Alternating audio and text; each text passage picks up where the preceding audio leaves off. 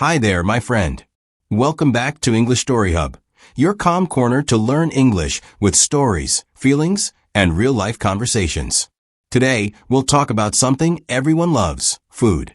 Food isn't just what we eat. It's what we remember. It's the smell of breakfast on a Sunday morning, the taste of something that reminds you of home. And when you learn to talk about food in English, you're not just learning vocabulary. You're learning how to share a piece of your heart. Let's start simple. When someone asks, "What's your favorite food?" many learners freeze. Their mind goes blank. But don't worry. Today, you'll learn how to answer that question naturally, like a friend, not like a textbook. You can say, "I love pizza because it's cheesy and warm." Or, "I'm a big fan of sushi because it's light and fresh." Notice the pattern? You don't just name the food, you say why you like it. That reason makes your English sound more alive, more personal. Let's practice together. Repeat after me, slowly. I love pasta because it reminds me of home. I like spicy noodles because they wake me up. Good job. That's how you connect your words to your feelings. Now let's add some new adjectives. Words that describe food. Sweet, spicy, salty, crispy, creamy, crunchy, tender, flavorful. Each of these words tells your listener what your tongue feels. For example, this cake is sweet and soft. This soup is warm and flavorful. The chicken is crispy on the outside, tender inside. When you speak about food, remember this small secret. Your tone matters as much as your words. If you smile, your voice smiles too. When you talk with joy, your English feels real. So next time someone asks, "What's your favorite food?" don't just answer quickly. Take a breath. Imagine the smell, the taste, the memory. Then say, "My favorite food is rice with eggs, simple, but it feels like home." That's how you make your English human. Food isn't only about flavor, it's about connection. Maybe your mom made soup when you were sick. Maybe your friends laughed with you over pizza on a Friday night. When you share those memories in English, you share something beautiful, your story. You can say, "I love pancakes because my dad used to make them on Sundays." Or, "Hot chocolate makes me feel like a child again." See? A small sentence, but full of feeling. Before we finish, let's learn some polite and natural ways to talk about food you don't like. You can say, "I'm not a big fan of spicy food." Or, "It's not really my thing." That sounds friendly, not rude. English is full of soft, kind expressions. And the more you use them, the more confident you sound. And one more for fun. When you really want to eat something, say, "I'm craving noodles right now." It means your stomach is calling for it. Learning English is a bit like cooking. The first time, it's messy. The second time, it's better. And one day, it becomes delicious. Every word you say adds a new flavor. Every mistake is just a little spice in your journey. So keep cooking your English, slowly, warmly, with love. Now, here's your small task for today. In the comments, write one sentence using today's pattern. My favorite food is... Because... Simple, but powerful. Let's start with taste, what your tongue feels. There are 5 basic tastes: sweet, salty, sour, bitter, and spicy. Sweet things, like chocolate or honey, make you feel comforted. Salty food, like fries or popcorn, feels bold and satisfying. Sour things, like lemon, feel sharp and refreshing. Bitter drinks, like coffee, feel deep and calming. And spicy food, chili, curry noodles, wakes up your whole mouth. You can add other words too, like rich, fresh, or balanced. This soup has a rich flavor.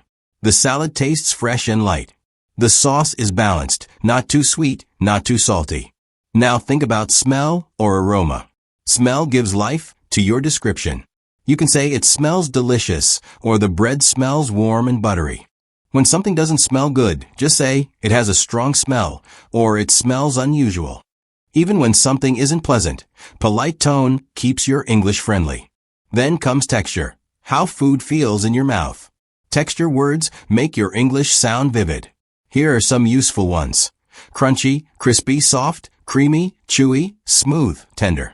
You can say, "I love crunchy cookies. This soup is creamy and smooth," or "The meat is tender and juicy."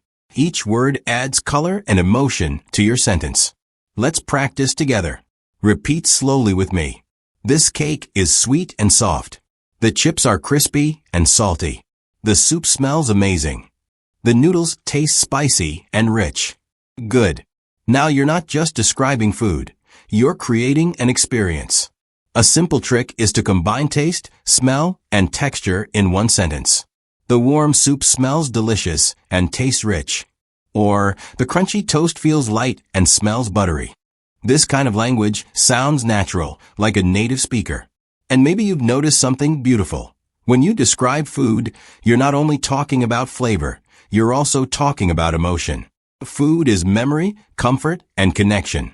So when you say, the soup smells like home, or the bread feels warm in my hands, you're not just practicing English, you're sharing your heart. Learning English is like tasting life. Each word is a flavor. Some are sweet, some are spicy, but all of them help you grow. So today, describe one dish you love using these three senses: taste, smell, and texture. Say it out loud, slowly, and clearly. Then, if you like, write it down in the comments. Something simple, like, my favorite food is fried rice. It smells amazing, tastes savory, and feels soft. That's it. Small, simple, but full of life. Every time you do this, your English becomes more expressive, more human, more you. Keep speaking, keep feeling, and keep your words warm, just like your favorite meal. Now that you can describe the taste, smell, and texture of your favorite food, let's take it into real life. Imagine you're sitting in a small restaurant. Soft music plays. The waiter smiles and says, "Are you ready to order?" Many English learners feel nervous in that moment. They know what they want, but they don't know what to say. Let's fix that together, calmly and naturally. You can start with simple, polite patterns like, I'd like, or can I have, or I'll take. These are short, clear, and friendly. For example, I'd like a bowl of noodles, please. Can I have the chicken salad, please? I'll take the pasta. Each of these sounds confident, not too formal, not too shy, just right. And don't forget the little magic word, please. It always makes your English sound warmer and kinder.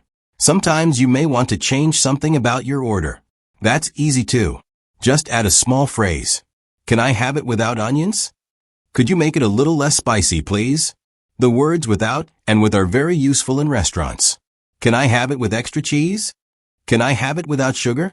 Simple, natural, and real, the kind of English people use every day. Let's imagine a quick example. You're at a cafe. The waiter asks, what would you like to drink? You smile and say, I'd like a coffee, please. They ask, with milk or without? You answer, with milk, please. That's it, natural, polite, easy. Now, what if something isn't quite right? Maybe your soup is too cold or your coffee is too strong. You can still sound kind and calm. Try saying, excuse me, this is a bit too salty for me. Or, could I have it a little warmer, please? You can also say, I think there's a small mistake. Soft, polite, and respectful, perfect for real conversation. When someone offers you food at their home, showing gratitude is even more important. Say, it looks delicious. It smells amazing. This is wonderful, thank you. And when you finish eating, you can simply say, thank you for the meal. Or, it was lovely. Short words, big feelings. Food brings people together. And when you use English with kindness and confidence, you make that connection even stronger. Remember, language isn't just grammar. It's warmth, tone, and heart. So next time you're in a restaurant, don't worry about sounding perfect, just sound real. Take a breath, smile, and say your order slowly. I'd like the soup, please. Simple, gentle, confident. That's English that connects. Learning English is like sharing a meal. It's better when it's shared with others. So keep practicing, keep tasting new words, and keep speaking warmly. One day, you won't just order in English, you'll connect through it. Here's a small challenge for you. Think about your next meal. Say out loud what you'd order. Imagine you're talking to the waiter. Then, if you can, write one sentence in the comments. I'd like a sandwich with cheese, please. Easy, useful, and 100% real English. You're doing amazing, my friend. Every word you speak adds flavor to your confidence. Keep learning, keep smiling, and keep your English warm, like a good meal shared with people you care about. When you talk about food, you're not only talking about flavor, you're talking about emotion. Every dish carries a story. Maybe it's your mom's soup that made you feel safe when you were sick. Maybe it's your favorite noodles after a long, tiring day. Or maybe it's that simple toast and coffee that helps you start your morning right. Each taste connects to a feeling, a memory, a part of who you are. This is what I call emotional English, the kind of English that doesn't just describe things, it expresses feelings. It's when your words carry warmth, not just grammar. You don't just say, I like it. You say, I love it because it makes me feel calm. You don't just say, I eat soup. You say, warm soup helps me feel peaceful when it rains. These small details make your English feel alive and real. Emotional English is powerful because it helps people understand you. It shows who you are, not just what you know. When you speak this way, your listener doesn't only hear your English, they feel your story. And that's how connection begins. You can practice this easily. Take any simple topic, food, home, weather, music, and ask yourself, how does it make me feel? Then add that emotion to your sentence. For example, the rain makes me feel calm. Coffee helps me focus in the morning. My favorite meal reminds me of home. Simple sentences, full of heart. When you speak with emotion, your voice becomes soft, natural, and warm. You no longer sound like you're repeating lines from a textbook. You sound human, confident, and kind. And this is what English Story Hub is really about, learning to speak English like yourself. Because English isn't just communication, it's connection. It's not just words, it's feelings and sound.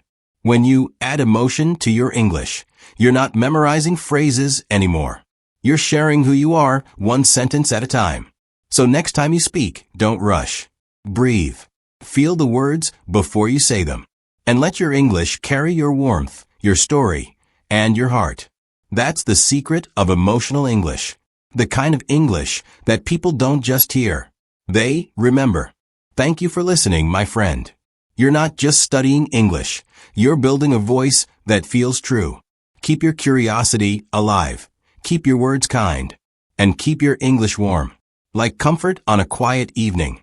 This is English Story Hub, where learning English means learning to feel it. See you in the next episode.